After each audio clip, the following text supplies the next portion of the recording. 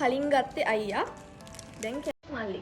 හයි මම අද try කරනවා රුපියල් 100ට වඩා අඩුවෙන් මට Kiehl's එකෙන් ගන්න පුළුවන් වෙච්ච chocolates පොඩි ස්නැක්ස් තමයි තියෙන්නේ. අපි අද try කරලා බලමු.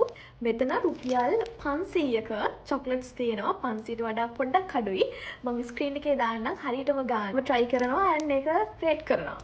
එහෙම කරමු. මුලින්ම chit chat මේක රුපියල් 50යි.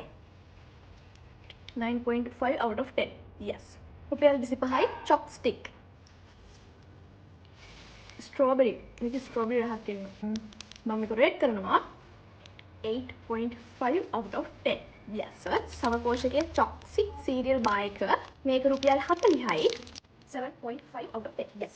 රුපියල් 70යි milk choco peanut. 9 out of 10. Yes. birthday වලට අපි අනිවාර්යෙන් දෙන්නේ chit chat. දැන් කමු chit chat.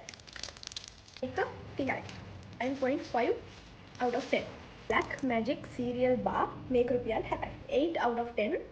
මේක රහයි.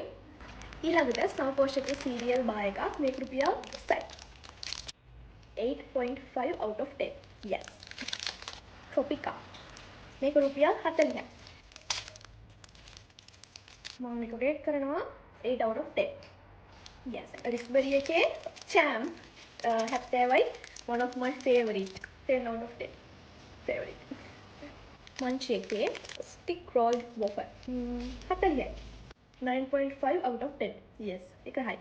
අන්තිමට raspberry එකේ choco fingers මේක 40යි 10 out of 10.